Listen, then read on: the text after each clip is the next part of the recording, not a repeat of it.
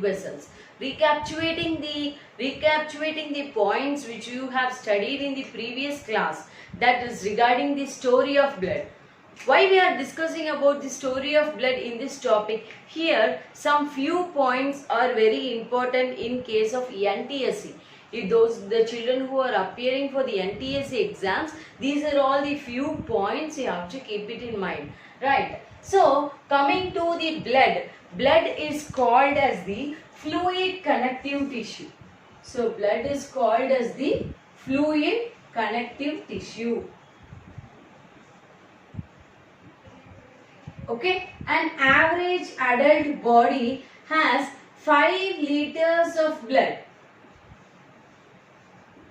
Okay, so the average human body, how many liters of blood is present? 5 liters of blood is present, right? So for on an average in a day, the blood travels about 60,000 kilometers in our body per day, right? So 60,000 kilometers it travels in our body in a single day.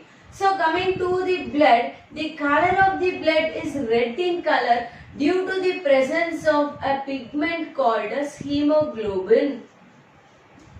Okay, so the color of the blood is red in color due to the presence of a pigment called as hemoglobin. So because of the hemoglobin, the the color of the blood is red. See, in some organisms like cockroach, they lack the pigment and the color of the blood in such species is colorless.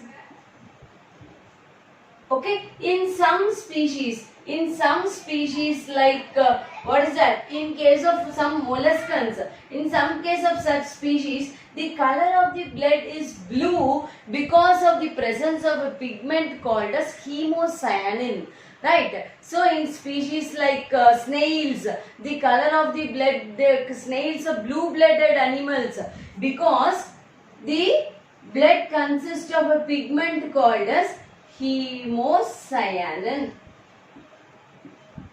right? So coming to the blood is the formed element consisting of 3 major components. The first component is called as the RBC, WBC and platelets. Okay, so the first component is RBC, the next one is WBC and the next one is platelets. So we can see all those things in the form of differences, right? So RBCs have no nucleus. The RBCs they don't have any nucleus, but in case of camel and llama, they have nucleus in the RBCs. So RBC generally they don't have any nucleus. In platelets also. So platelets consist of nucleus. So these other two things they consist of nucleus, whereas the RBCs they don't have nucleus. So coming to the RBCs are also called as erythrocytes. Okay, so the RBCs are called as erythrocytes. Then coming to the RBCs plays a major role in the transportation of gases. Okay, transportation of, mainly we can talk about the transportation of oxygen. Right. The lifespan of RBC is around 120 days. Okay, the lifespan of RBCs is around 120 days. So, see, coming to the RBCs when you are in the womb of the mother, the RBCs are produced in liver and spleen. right? So when you are being given birth, when you are in the external environment, what happens? Your bone marrow produces the RBCs, and after 120 days it has to be eliminated, right? So after 120 days the graveyard of RBC is going to be the spleen and the liver. So what is spleen? You know very well about the liver. So where is the spleen located? Spleen is located in the posterior part of the pancreas. Okay, so the posterior, the back part of the terminal part of the pancreas consists of the spleen. Okay, so that you have to keep that point in mind. Right, so the life cycle, the lifespan of RBCs is around 120 days. Then coming to the next one, WBCs. So WBCs are white blood cells, which is also called as leukocytes. Okay, so RBCs, they are called as erythrocytes, whereas WBCs are called as the leukocytes. So coming to the RBCs are classified into two types. Okay, so based on the presence of the granules, okay, so they are divided into two major categories. First one is granulocytes, and the other one is agranulocytes. So what do you mean by the term granulocytes? Presence of granules. So coming to agranulocytes, you can say that is the absence of granules. So coming to this granulocytes, again it is categorized into three types. What is that? Neutrophils, basophils, eosinophils. So when you are getting some breathing issues, some allergy like one, so which is very important, this eosinophils plays the major role in case of the some allergic reactions. So this eosinophils is very important because it is controlling the allergic reactions in your body. So coming to these agranulocytes, it is again divided into two types. They are monocytes and lymphocytes.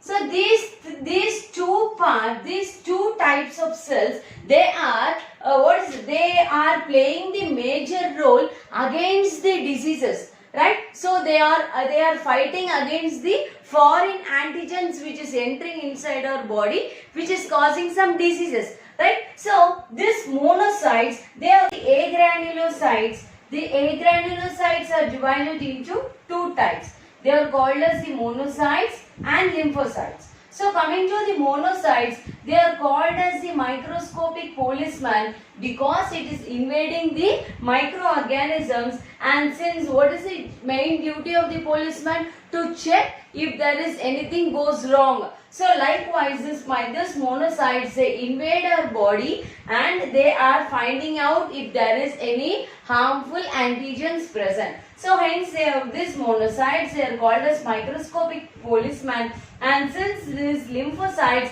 they are very useful for the engulfing of the substances, they are called as the scavengers, right?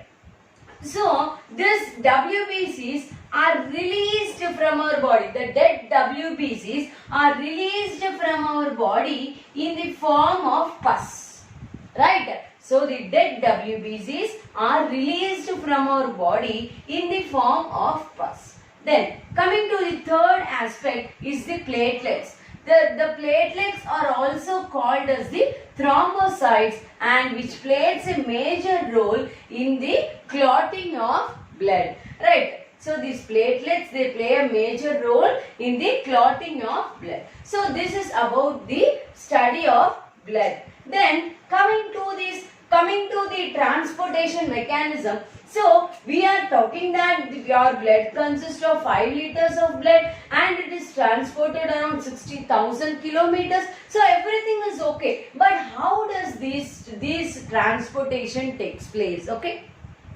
if we are talking about these transportations, this transportation is taken place by two major blood vessels called as arteries and veins. Okay, so coming to the arteries, these arteries and veins are the two major blood vessels which are transporting this fluid connective tissue in our body. So before entering into the main picture of the heart, we should be aware of all those things which you should be aware of. If you are a bit thorough with this concept, you can understand, you can simply understand how does the transportation mechanism happens, right? So in case of these arteries they carry oxygenated blood. Okay, so these arteries are carrying the oxygenated blood, and the deoxygenated blood is carried out by the veins. Okay, so the arteries are carrying the oxygenated blood and the deoxygenated blood is carried by the veins, right? So arteries have more pressure, and veins, if you are talking about the veins they have less pressure, right? Then coming to the arteries are placed deep inside the body. Okay, so the arteries are placed deep inside the body, whereas the veins are present in the surface. See, if you are not well, what happens? We are undergoing the blood test. So blood test, from which blood vessel the blood is taken? The blood is taken from the veins. Then if you are being admitted in the hospital, they keep cannula for you. They are keeping in the veins because no fluid can transport in our body without the knowledge of the heart, right? So arteries carries blood from heart to body. So arteries carries the blood from heart to various parts of the body. Veins, they carry blood from various parts of body to the heart. Okay, so this is the major difference you have to see. So arteries, they carries the oxygenated blood from heart to various parts of the body, whereas in case of the veins, it consists of the blood from various parts of the body to heart for purification. So then again, if we are talking about the arteries, the color of the blood in arteries is bright red in color. Okay, so here in case of veins, it is dark red in color. So you might have seen, you can observe the differences between these two blood color. So when you are giving this sample for examination, okay, in the hospitals, you can observe the color of the blood, as well as if you are falling down, you may get some injury. So the color of the blood which comes from your injury is completely different from the color of the blood which is taken for the medical examination. Right. So coming to the arteries. Now if we are transversely dissecting the blood vessel. So what is, you see, if this is the blood vessel, if I am dissecting the blood vessel like this, it is going to be the longitudinal section. Right. So now if I am dissecting the blood vessel like this, it is called as a transverse section. You have to keep all those basic things in biology. You should always be alert in learning such basic things. So if I am dissecting the defecting the any species or something else, or organs or some like this blood vessels in the longitude, in the vertical way, it is called as a longitudinal section, and the horizontal which we are dissecting, it is called as the transverse section. Now here I am using the word transverse. So since I am using the word transverse, I am just dissecting the blood vessel horizontally. So that you have to keep it in mind. Right. So when I am horizontally dissecting the blood vessel, so how is the arteries?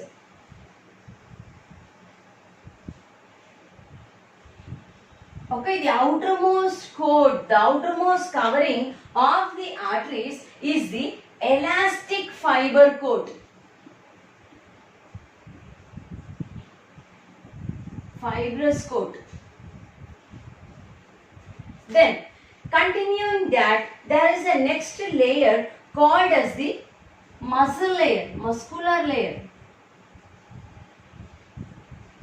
Okay, so the second layer is called as the muscular layer.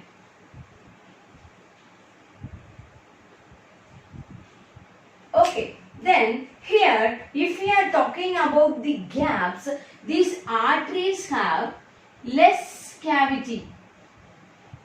Okay, this is called as the cavity. So the cavity is generally called as the lumen. The cavities are generally called as the lumen. So arteries have less lumen and thereby it is having more pressure. Okay, so arteries are having less lumen. So we can say they are having the more pressure. Right. So what is that? Next one. If you are transversely dissecting the blood vessel, veins. So how is the veins? So the outermost layer.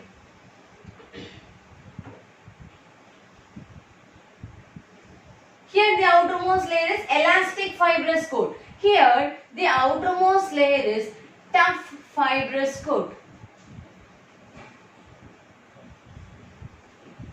Okay, and the second layer is obviously the muscular layer. Okay, and if you are talking about the lumen is large. Okay, large lumen is observed in case of the veins. So coming to the arteries and veins are playing the major role in the transportation of the blood throughout the body. Right. So apart from this, since these arteries and veins are a bit bigger blood vessel, it is not possible for these arteries and veins to enter into the tissues directly. So there is another one minute transparent microscopic hair-like structure which is being divided from these arteries and veins. They are called as the blood capillaries. Okay, so these blood capillaries are said to be the microscopic part. Okay, these blood capillaries are said to be the microscopic part which is transporting the blood from the arteries or from the veins to the tissues of the body. Okay, so the tissues are being transported, the tissues are getting the oxygenated blood, or it is sending out the deoxygenated blood initially only with the help of the blood capillaries. In the next class, we can take up with the external structure of heart and the internal structure of heart in detail.